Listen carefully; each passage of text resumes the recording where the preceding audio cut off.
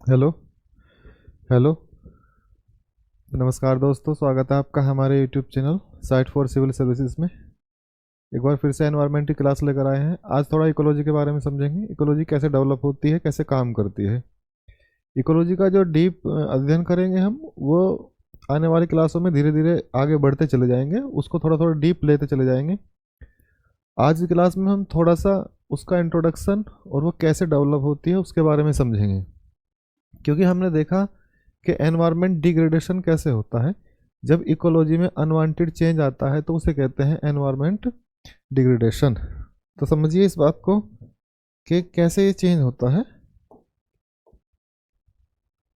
देखिए, मैंने पिछली क्लास में बताया था आपको, पिछली क्लास में जो हमने आपको बताया था,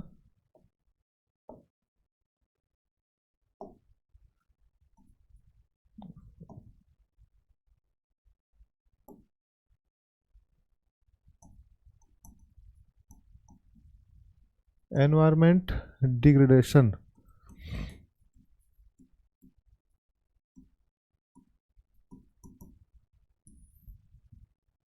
एनवायरनमेंट डिग्रेडेशन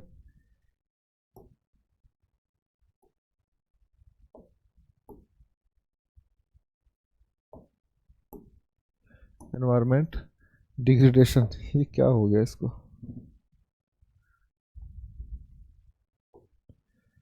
चलो देखते हैं इसको। एनवायरनमेंट डिग्रेडेशन, तो एनवायरनमेंट डिग्रेडेशन का मतलब क्या है? सीधा सा इसका मतलब है कि पर्यावरण निम्नीकरण। पर्यावरण निम्नीकरण।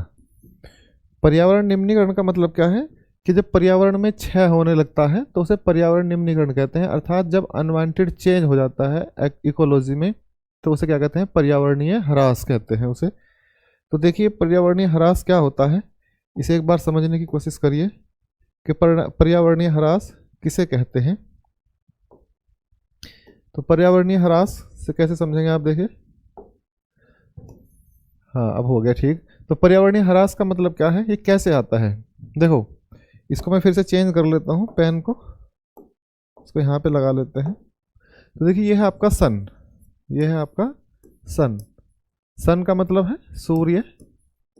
यह आपका सन, यहाँ से क्या होता है, ये फोटोन भेजता है या एनर्जी भेजता है। ये क्या करता है? एनर्जी भेज रहा है। ये क्या भेज रहा है? एनर्जी भेज रहा है, अर्थात तो ऊर्जा भेज रहा है। ये क्या है? ये है आपकी ऊर्जा। तो ये ऊर्जा कहाँ आती है? ये आपके पृथ्वी पर आती है। ये है आपकी पृथ्वी। तो सूर्य से निकलने वाली ऊर्जा जब पृथ्वी तक पहुंचती है तो पृथ्वी पर फोटोन के रूप में पहुंचती है, प्रकाश के रूप में पहुंचती है। ठीक है, प्रकाश के जो कण होते हैं ना, फोटोन कहते हैं। तो प्रकाश के रूप में पहुंचेगी यहाँ, तो ये क्या है? एनर्जी आई। तो इस पे क्या है? मिट्टी है। पृथ्वी पर क्या है? मिट्टी है, हवा है और पानी है। इसे क्या कहेंगे? आपका सॉइल और एयर और वाटर।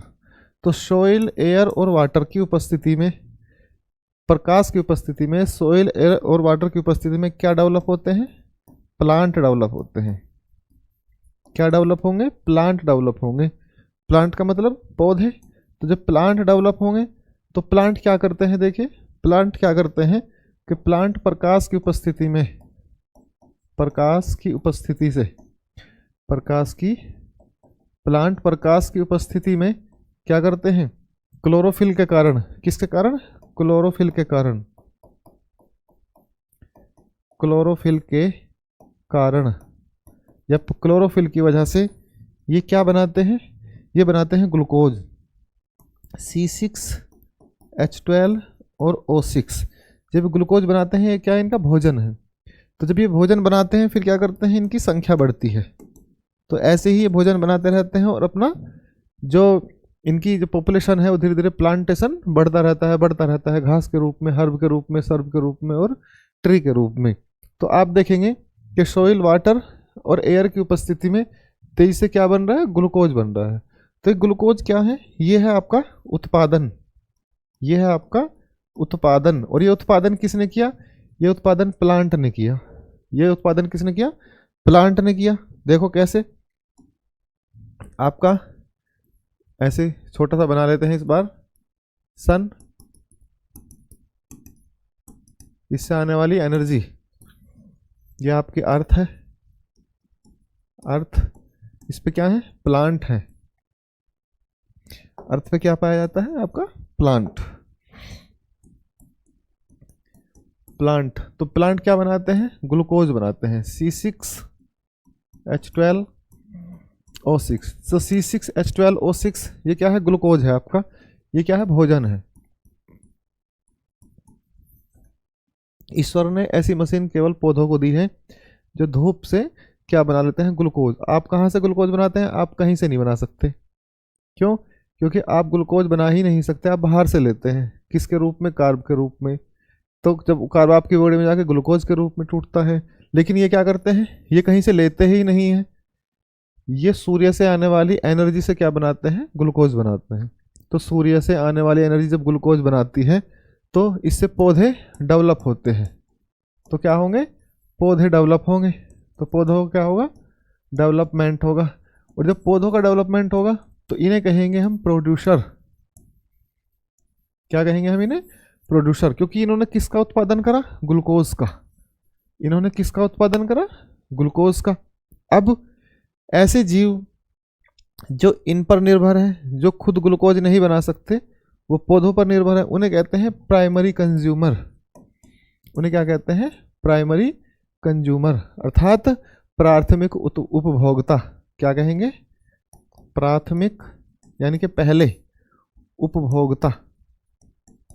क्या कहेंगे? प्राथमिक उपभोक्ता। तो प्राथमिक उपभोक्ता क्या करता है? प्राथमिक उपभोक्ता किस पे निर्भर है? प्रोड्यूसर पर। और प्रोड्यूसर कौन है? प्लांट है। तो प्रोड्यूसर प्लांट है, तो प्राथमिक उपभोक्ता किसको खाएगा?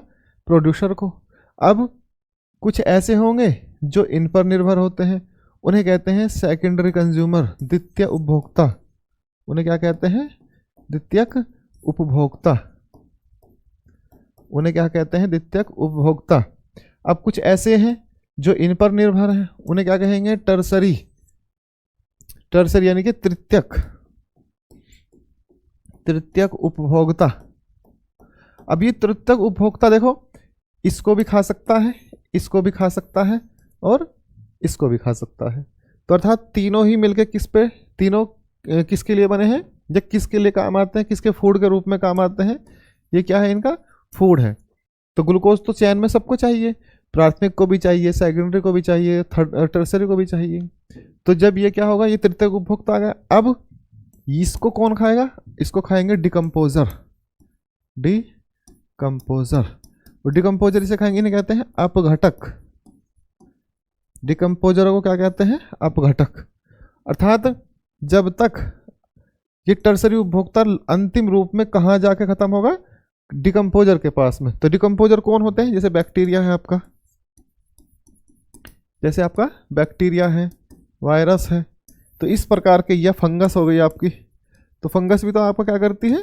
फंगस भी सभी को, टर्सरी उपभोक्ता को भी, यानी कि तृतीयक उपभोक्ता को भी, द्वितीयक उपभोक्ता को भी, प्राथमिक उपभोक्ता को भी और प्रोड्यूसर को भी, सबको डिकम्पोज करती है। तो कौन करते हैं डिकम्पोज? जो आपके डिकम्पोजर हैं, वो चाहे बैक्टीरिया हो, चाहे वो फंगस हो, चाहे वो कुछ भी हो। ठीक। तो जब ये इसको डिकम्पोज कर देंगे तो फिर से जो आपके इनऑर्गेनिक जो कंपाउंड है, जो आपके इनऑर्गेनिक कंपाउंड है, वे दोबारा से एनवायरनमेंट में शामिल हो जाएंगे। तो एक चैन बन जाती है पूरी। कैसे? फिर से समझिए, आपको थोड़ा सा और सही से समझाने की कोशिश करूंगा। देखिए, ये प्लांट है, प्लांट, इसको भी छोड़िए, चलो प्लांट भी नहीं लिखते। देखिए, यह है आपका एयर, सॉइल और वाटर। एयर, सॉइल और वाटर। तो यहाँ इनकी उपस्थिति में क्या बने? प्लांट बने। तो प्लांट को हम क्या कहेंगे? प्लांट है प्राथमिक। प्राथमिक। और ये प्राथमिक क्या है? ये उत्पादक हैं, उपभोक्ता नहीं है। भाई प्लांट कभी आपने देखा किसी को खाते हुए? खाते हैं। कुछ ऐसे प्लांट होते हैं जो मांसाहारी होते हैं, बाहरी चीज से, उसका रीजन अलग है। वो ग्लूकोज के लिए नहीं होते, वो नाइट्रोजन की पूर्ति के लिए करते हैं ऐसा।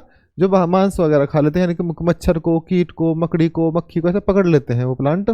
और मैं बताऊंगा उन्हें, ड्राइफोरा वगैरह ऐसे प्लांट हैं जो कीट भक्षी होते हैं, लेकिन वो ग्लूकोज के लिए नहीं होते, वो नाइट्रोजन की पूर्ति करने के लिए ऐसा करते हैं। लेकिन ग्लूकोज कहाँ से बनाते हैं? ग्लूकोज वो भी प्रकाश की उपस्थिति से ही बनाएंगे, ठीक है। अर्थात वो ग्लूकोज की पूर्ति के लिए किसी दूसरे सब्सटेंस को या किसी और जीव को निर्भर नहीं रहते। तो ये प्राथमिक उत्पादक है। क्या है? प्राथमिक उत्पादक प्लांट है। अब इन प्लांट पे जीवित रहने वाले हैं प्लांट, यानी कि जो प्लांट को खाते हैं, जिन्हें जो शाकाहारी है, जो प्लांट को खाएंगे वो क्या कहलाएंगे? वो शाकाहारी कहलाएंगे। तो शाकाहारी का क्या काम है? शाकाहारी को कहते हैं, ये कौन है? उपभोक्ता है। ये देखो, ये उत्पादक है, ये उत्पादक है, ये उपभोक्ता है। तो पहला उपभोक्ता है, तो इसको क्या कहेंगे? प्राथमिक उपभोक्ता। ये क्या है? प्राथमिक उपभोक्ता। अब ये क्या करता है? ये इसने ग्लूकोज बनाया, इसने ग्लूकोज बनाया प्रकाश की उपस्थिति में। किसकी उपस्थिति में? प्रकाश की उपस्थिति में, प्रकाश से। और इसने ग्लूकोज बनाया किससे? प्लांट से। इसने ग्लूकोज बनाया प्लांट से। इसने किससे ग्लूकोज बनाया? प्लांट से। तो ये क्या है? देखो, ये प्राथमिक उत्पादक है और ये द्वितीय उत्पादक है, ठीक है। लेकिन ये प्राथमिक उत्पादक है, लेकिन उपभोक्ता भी है। ये द्वितीय उत्पादक कह सकते हो आप इन्हें। इन्हें क्या कह सकते हैं आप? द्वितीय उत्पादक। या आप इन्हें और क्या कह सकते हैं? प्राइमरी या प्राथमिक उपभोक्ता। प्राथमिक उपभोक्ता। तो या तो ये द्वितीय उत्पादक होंगे या प्राथमिक उपभोक्ता होंगे, एक ही बात है। देखो, आप अगर इसको नहीं सुनना चाहते तो छोड़ दीजिए, कोई बड़ी समस्या नहीं है, ठीक है। सिंपल सा आप इसको समझिए कि ये क्या है? प्राथमिक उत्पादक है। अब इन पे कौन जीवित है? प्राथमिक उत्पादकों पे ऐसे जो मांसाहारी हैं, ऐसे जो मांसाहारी हैं। क्या है? मांसाहारी। तो उन्हें कहते हैं सेकेंडरी कंज्यूमर, द्वितीयक उपभोक्ता। और द्वितीयक उपभोक्ता पे कौन निर्भर है? टर्सरी कंज्यूमर, जो तृतीयक उपभोक्ता होता है। और तृतीयक उपभोक्ता को कौन समाप्त करता है? डिकम्पोजर। डिकम्पोजर। और डिकम्पोजर फिर क्या कर देता है? इसमें जो मिलने वाले कार्बन है, ऑक्सीजन है, हाइड्रोजन है, नाइट्रोजन है, सबको अलग करके कहाँ मिला देता है? फिर से आपकी एयर में, फिर से आपके वाटर में, फिर से आपके सॉइल में। तो इस प्रकार से देखो एक चैन बन जाती है पूरी। प्लांट कहाँ से? किसकी वजह से? कार्बन है एनवायरनमेंट में, ऑक्सीजन है एनवायरनमेंट में, हाइड्रोजन है एनवायरनमेंट में। तो ऑक्सीजन, हाइड्रोजन और कार्बन मिलकर क्या बनाते हैं? ग्लूकोज। वह कार्बन डाइऑक्साइड प्लस पानी की उपस्थिति में क्या बनाएगा? C6H12 और O6, तो ग्लूकोज बना दिया ना। तो ग्लूकोज इनने किससे बनाया? किससे बनाया? इनऑर्गेनिक से। देखो, in organic compound. Inorganic compound क्या है? जैसे कार्बन है, कार्बन डाइऑक्साइड, ठीक है, आपका हाइड्रोजन है, आपका ऑक्सीजन है, ठीक है, यही तो है। या अब देखिए, कार्बन, हाइड्रोजन, तो कार्बन डाइऑक्साइड प्लस H2O। भाई पानी भी तो इनऑर्गेनिक ही है, ऑर्गेनिक तो नहीं है पानी। तो इससे क्या बना देगा? ये मैंने क्या बताया था आपको? C6H12 और O6, ये क्या बना दिया? ग्लूकोज बना दिया। अब देखिए, ये ग्लूकोज कहाँ है? प्लांट में है। ये ग्लूकोज कहाँ बना? प्लांट में। अब ये किसके पास जाएगा? प्राइमरी कंज्यूमर के पास। प्राइमरी कंज्यूमर से कहाँ जाएगा? सेकेंडरी कंज्यूमर के पास। सेकेंडरी कंज्यूमर से कहाँ जाएगा? टर्सरी कंज्यूमर के पास। और टर्सरी कंज्यूमर से कहाँ जाएगा? डिकम्पोजर। डिकम्पोजर क्या करेंगे इसका? डिकम्पोजर इसे फिर से कार्बन डाइऑक्साइड में, हाइड्रोजन में और पानी में अलग करके फिर से कहाँ छोड़ देंगे? एनवायरनमेंट में छोड़ देंगे। तो देखिए, ये एक चैन बनी हुई है। इसी चैन के माध्यम से एक सिस्टम डेवलप होता है, जीव पैदा होते हैं, जीव चलते हैं। तो देखिए, ये क्या है? ये आपका एक पूरा का पूरा सिस्टम है। ये पूरा का पूरा क्या है? सिस्टम है। और इसी सिस्टम को क्या कहते हैं? इकोलॉजिकल। इसी सिस्टम को क्या कहते हैं? इकोलॉजी या इकोलॉजिकल सिस्टम। समझ में आ गई बात? देखिए, इसका पहला, यहाँ देखो, जो आपकी पृथ्वी है, चलो फिर से बता देता हूँ, कोई बात नहीं। देखिए एक बार और देख लीजिए, इसको पेन को थोड़ा मोटा ज़्यादा हो रहा है, इसको कम कर देता हूँ।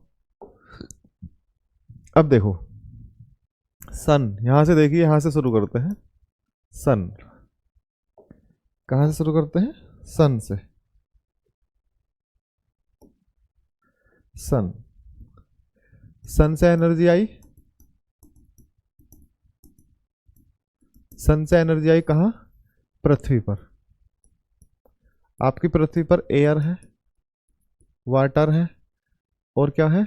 सॉइल है। यानी कि पृथ्वी क्या है? सॉइल है। एयर, वाटर और सॉइल क्या उगेंगे? प्लांट। प्लांट क्या करते हैं? प्लांट करते हैं इनऑर्गेनिक कंपाउंड से। देखो इनऑर्गेनिक कंपाउंड से प्लांट बनाते हैं ग्लूकोज। इनऑर्गेनिक कंपाउंड से प्लांट क्या बनाते हैं? ग्लूकोज। कैसे बनाते हैं? देखो अभी बता दे रहा हूँ, फिर उसको हटा दूंगा। कैसे बनाते हैं? कार्बन डाइऑक्साइड प्लस H2O के साथ में मिलकर क्या बनाते हैं? C6H12 और O6। तो ये क्या है? ग्लूकोज है। तो ये जो यहाँ पे जो ये वाली लाइन है, यहाँ आएगा प्रकाश और यहाँ लिख लो क्लोरोफिल। क्लोरोफिल। तो पौधों में क्लोरोफिल होने की वजह से प्रकाश की उपस्थिति में वो क्या कर देते हैं? ग्लूकोज बना देते हैं। अर्थात ग्लूकोज क्या है? उनका भोजन है और धीरे धीरे धीरे धीरे अपनी संख्या बढ़ाते हैं। तो अब देखो मैं इसको हटा देता हूँ, इसको मैं हटा देता हूँ। अब देखिए आप, ग्लूकोज बना लिया। अब इसको इसने ग्लूकोज बनाया, इसने ग्लूकोज बनाने के बाद ये प्लांट डेवलप हो गए। तो ये जो ये वाला ये, हाँ इसको क्या कहेंगे हम? इसको कहेंगे प्राइमरी या प्राथमिक, प्राथमिक उपभोक्ता। प्राथमिक उपभोक्ता। प्राथमिक उपभोक्ता को क्या कहते हैं? प्राइमरी कंज्यूमर भी कह सकते हैं आप इसे, ऐसे भी लिख सकता हूं मैं, प्राइमरी कंज्यूमर। यह आपका प्राइमरी कंज्यूमर। अब यहां तक समझ में आ गया आपके? बिल्कुल सिंपल। अब देखिए यहां से क्या होता है? प्राइमरी कंज्यूमर से कुछ ऐसे जीव हैं जो प्राइमरी कंज्यूमर पे डिपेंड होते हैं, यानी कि जो प्लांट पे डिपेंड हैं। ऐसे जीव जो पौधों को खाते हैं वो शाकाहारी होते हैं, उन्हें प्राथमिक उपभोक्ता कहते हैं। उन्हें क्या कहते हैं? प्राथमिक उपभोक्ता। सॉरी ये कंज्यूमर नहीं है, सॉरी ये कंज्यूमर नहीं है, ये प्रोड्यूसर है। ये क्या है? प्रोड्यूसर। क्योंकि ये उत्पादक, ये क्या है? और ये ऊपर भी मैंने उपभोक्ता लिख दिया। ये क्या है? आपका उत्पादक। सॉरी गलती हो गई, ये क्या? प्राथमिक उत्पादक। उत्पादक, ठीक है। तो ये प्राथमिक उत्पादक है, तो इसे कहेंगे प्राइमरी, इसे कहेंगे प्राइमरी क्या? प्रोड्यूसर। इसे कहेंगे प्राइमरी प्रोड्यूसर।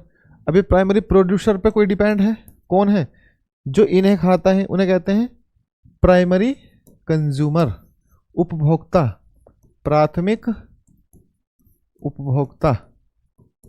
अब देखिए प्राथमिक उपभोक्ता कौन हो सकते हैं? जैसे जो शाकाहारी है, जैसे वो शाकाहारी है। तो शाकाहारी कौन है? जैसे हिरन है, हिरन मांस नहीं खाता। और कौन हो सकता है? आपकी भैंस है, ठीक है। आपके जो पालतू पशु हैं वे हैं, खरगोश है। ये सब क्या हैं? ये सब आपके प्राथमिक उपभोक्ता हैं। तो ये सब ये किस पे डिपेंड है? प्राइमरी प्रोड्यूसर पर, प्लांट पर। अब देखिए इन्हें खाने वाले भी हैं। इन्हें खाने वाले कौन है? उसी परितंत्र में जहां ये प्रक्रिया चल रही है, उसी परितंत्र में फिर कौन उत्पन्न होगा? यानी कि नए लोग आएंगे, वे होंगे सेकेंडरी कंज्यूमर। सेकेंडरी कंज्यूमर यानी कि द्वितीयक उपभोक्ता। ये सब उपभोक्ता ही हैं फिर। तो द्वितीयक उपभोक्ता यानी कि सेकेंडरी कंज्यूमर। अब इसमें सेकेंडरी कंज्यूमर में कौन आएगा? देखिए जो मांसाहारी है, जैसे भेड़िया है, ठीक है। भेड़िया क्या करता है? या कुत्ता है, कुत्ता भी मांस खाता है। भाई शाकाहारी भी होता है कुत्ता, मांस भी खा लेता है, लेकिन ठीक है, ऐसी ही एग्जाम्पल के रूप में। तो सेकेंडरी हो गया, ठीक है। अब टर्सरी देखिए, यानी कि जो टर्सरी का मतलब है तृतीय कंज्यूमर है, तृतीयक उपभोक्ता,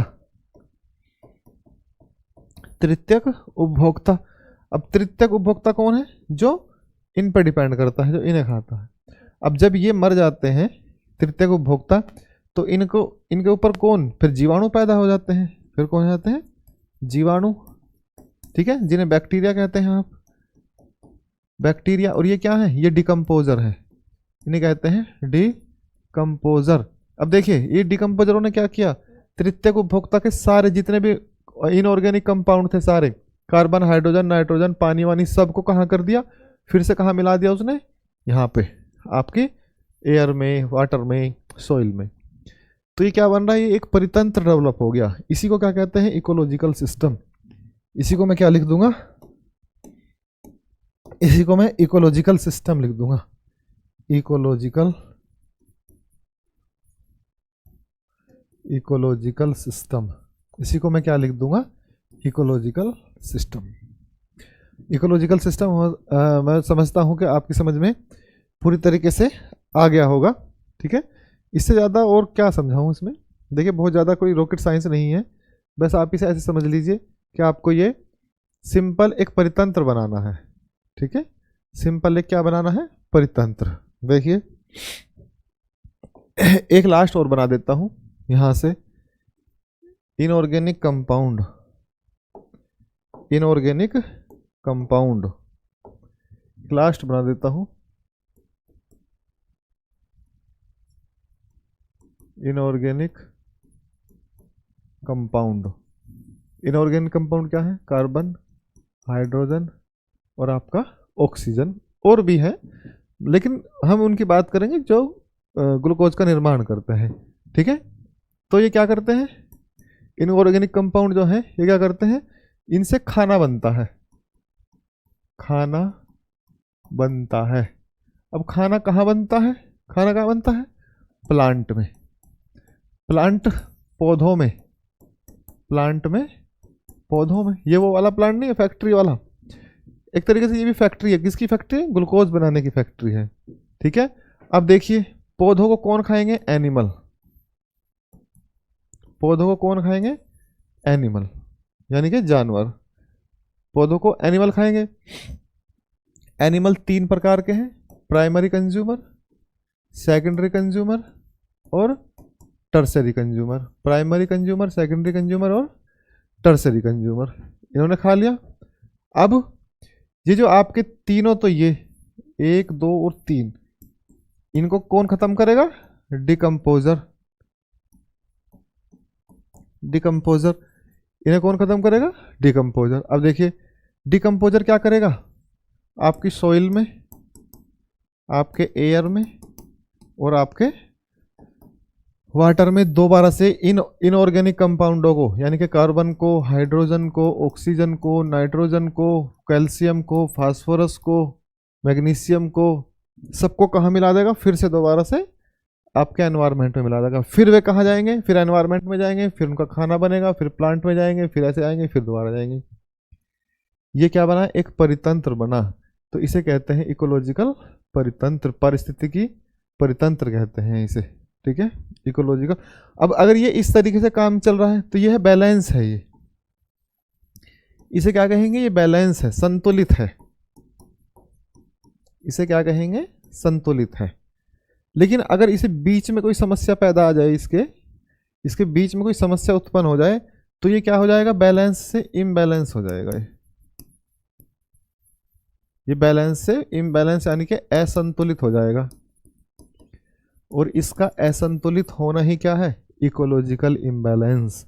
अर्थात इस चक्र का असंतुलित होना क्या कहलाता है, इकोलॉजिकल इम्बैलेंस। देख लीजिए इसको, इसका असंतुलित होना क्या कहलाता है, इकोलॉजिकल इम्बैलेंस, ठीक है।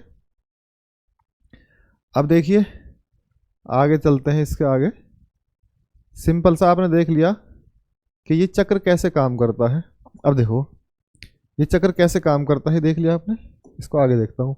देखो इसका मैं इकोलॉजिकल पिरामिड बनाता हूं, इकोलॉजिकल क्या बनाता हूं, पिरामिड बनाता हूं। पिरामिड कैसे बनेगा, देखो पिरामिड ऐसे बनेगा। सबसे ऊपर मैं किसको लिखूं, सबसे ऊपर लिखेंगे होंगे आपके टर्सरी कंज्यूमर, फिर उसके नीचे कौन आएंगे, सेकेंडरी कंज्यूमर, फिर इसके नीचे कौन आएंगे, प्राइमरी कंज्यूमर। और फिर कौन आएंगे, प्रोड्यूसर। तो ये है बैलेंस। अगर किसी परितंत्र में इस तरीके का पिरामिड बनता है तो ये बैलेंस है। अर्थात इसका मतलब क्या है, इसे कहेंगे कि जैसे किसी जंगल में जैसे शेर है तो शेर की संख्या कम होगी, किन से, जो सेकेंडरी उपभोक्ता जैसे हिरन है, कुत्ते हैं, या शेर जिनको शिकार करता है, और पशु है जैसे गाय है, भैंस है, ठीक है। लेकिन प्राइमरी कंज्यूमर की संख्या सेकेंडरी से भी ज़्यादा होगी क्योंकि वो इनपे निर्भर है। और प्रोड्यूसर तो आप देखेंगे पूरे जंगल में फैले ही मिलेंगे आपको। तो इस तरीके से क्या है, ये एक बैलेंस इसका पिरामिड बनेगा। लेकिन अगर ये बैलेंस नहीं है, ये क्या है, इम्बैलेंस है। आज की समस्या क्या है, आज की समस्या क्या है कि ये बैलेंस ही नहीं है। ये बैलेंस कैसे नहीं है, देखो ये कैसे है, ये कुछ इस तरीके का बना हुआ है। जैसे ऊपर टर्सरी कंज्यूमर तो बहुत कम है, ठीक है, फिर बीच में सेकेंडरी वाले ज़्यादा आएंगे, फिर प्राइमरी कंज्यूमर कम हो रहे हैं क्योंकि सेकेंडरी कंज्यूमर बहुत तेजी से बढ़ रहे हैं। कैसे, ह्यूमन सर्वहारी है और ज़्यादा से ज़्यादा वो किस पे निर्भर है, भाई इसको तो वो खा नहीं सकता, भाई शेर को खाना, शिकार करना बड़ा मुश्किल है उसके लिए, या कुछ जो थर्ड इसमें चक्र में जो थर्ड स्टेज पे होते हैं उनको शिकार करना, उनको खाना मुश्किल होता है। सबसे ज़्यादा वल्नरेबल यानी कि उन तक पहुंच सबसे ज़्यादा किसकी होती है, सेकेंडरी कंज्यूमर हुई, किस पे, यानी कि मानव की। तो सेकेंडरी और ये प्राइमरी जो कंज्यूमर है ये बहुत तेज़ी से घट रहे हैं। और ये जो आपका प्रोड्यूसर वाला है इसको तो आप बहुत तेज़ी से काट रहे हैं, जंगलों को काट रहे हैं, क्या कर रहे हैं, तो ये आप इसको ऐसे देख लीजिए। तो आज संतुलन किस में बदल गया, असंतुलन में। तो ये जो आपका इम्बैलेंस बना हुआ है, इकोलॉजिकल इम्बैलेंस बना हुआ है, यही आज के समय के लिए क्या है, यही आज के लिए समय के लिए समस्या पैदा करता है। इसी को हम कहते हैं पारिस्थितिकी परितंत्र में उत्पन्न होने वाली समस्याएं। और इन्हीं के लिए सरकारें काम कर रही हैं क्योंकि इनका इम्बैलेंस होना मानव जीवन के लिए डायरेक्ट खतरा पैदा हो सकता है। ठीक है, कैसे, देखिए, देखो बना के दिखाता हूँ। जो टर्सरी है वो बड़ा हो गया, जो टर्सरी है वो कैसा हो गया, बड़ा हो गया, उसमें मानव भी एंट्री कर गया, उसमें बहुत तेजी से उनका शिकार किया जा रहा है, इकोनॉमिक एक्टिविटी बहुत ज़्यादा बढ़ गई, तो टर्सरी कंज्यूमर की संख्या बहुत ज़्यादा बढ़ गई है। ये उत्पादक, ये क्या है, उपभोक्ता, और ये उपभोक्ता कैसा है, अंधा उपभोक्ता है ये। देखो अगर इसमें जानवर शामिल है तो ठीक है, ये अंध उपभोक्ता यानी कि इसमें आर्थिक गतिविधि जुड़ी है। तो इसमें कैसी गतिविधि जुड़ी है, आर्थिक गतिविधि। और ये आर्थिक गतिविधि ही क्या करती है, इसको इम्बैलेंस करती है। कैसे, देखिए सेकेंडरी कितना रह गया, इतना, सेकेंडरी कंज्यूमर बहुत थोड़े बचे हुए हैं। जैसे आप देखते हैं कि हिरणों की संख्या बहुत तेजी से कम होती जा रही है, हाथी बहुत ज़्यादा तेजी से कम हो रहे हैं क्योंकि उनके आवास घट रहे हैं। और देखिए ऐसे ही जो ऐसे जीव हैं जिन्हें टर्सरी, जिनके ऊपर टर्सरी ज़्यादा निर्भर है, तो इनकी संख्या तेजी से बढ़ रही है और ये घट रहे हैं। प्राइमरी थोड़े बहुत इससे ज़्यादा हो सकते हैं और थोड़े इससे ज़्यादा प्रोड्यूसर हो सकते हैं। ये प्राइमरी है और ये प्रोड्यूसर है, तो ये पूरी तरीके से इम्बैलेंस है। तो इसे कहते हैं इकोलॉजिकल इम्बैलेंस। इसे क्या कहते हैं, इसे क्या कहते हैं, इकोलॉजिकल इम्बैलेंस। इसे कहते हैं इकोलॉजिकल इम्बैलेंस। ठीक है, क्या है ये क्राइसिस है। इसे क्या कहते हैं आप, क्राइसिस है ये आपका, क्राइसिस, ये बहुत ज़्यादा बड़ा क्राइसिस है। तो समस्या इसी के साथ है। ठीक, तो आपको एनवायरनमेंट को समझने के लिए इकोलॉजिकल इम्बैलेंस को समझना होगा क्योंकि आज के समय में दुनिया के देश सबसे ज़्यादा काम किस पे कर रहे हैं, इसी इकोलॉजिकल इम्बैलेंस पे ही। तो इसी के लिए क्या हमने सस्टेनेबल गोल बनाए हैं, डेवलपमेंट गोल बनाए हैं। सस्टेनेबल विकास, सस्टेनेबल डेवलपमेंट, सतत विकास, ये अवधारणा कहाँ से आई है, ये सब इसी के पीछे से निकली है। क्योंकि जब हम इसकी संख्या बहुत ज़्यादा, देखो ये इस तरीके से रहेगा तो ये बैलेंस रहेगा, लेकिन अगर इसके किसी भी पार्ट में समस्या पैदा हुई तो ह्यूमन को डायरेक्ट थ्रेट्स हो सकता है। तो यही समस्या है, इसी को, अब इसके पीछे कारण क्या है, आर्थिक अंधी, इसे कह सकते हैं हम अंधा विकास, अंधा विकास, सिंपल सा क्या है, अंधा विकास। और दूसरा क्या है, जनसंख्या का बढ़ता दबाव, जनसंख्या का बढ़ता दबाव। तो यही क्या है, अंधा विकास करेंगे, जनसंख्या बढ़ती चली जाएगी, उसे हम कंट्रोल नहीं करेंगे तो इकोलॉजिकल इम्बैलेंस की स्थिति बनती चली जाएगी। इसी में मेंस के क्वेश्चन बनते हैं कि इकोलॉजिकल इम्बैलेंस किस प्रकार से आपके ह्यूमन लाइफ को या अनुच्छेद 21 का उल्लंघन है। बिल्कुल सिंपल सा है या ठीक है। तो इसके आगे अगली क्लास हम फिर नेक्स्ट उसमें करेंगे। आज के लिए इतना ही काफ़ी है। नमस्कार, जुड़े रहिए हमारे साथ, अधिक से अधिक सब्सक्राइब करिए।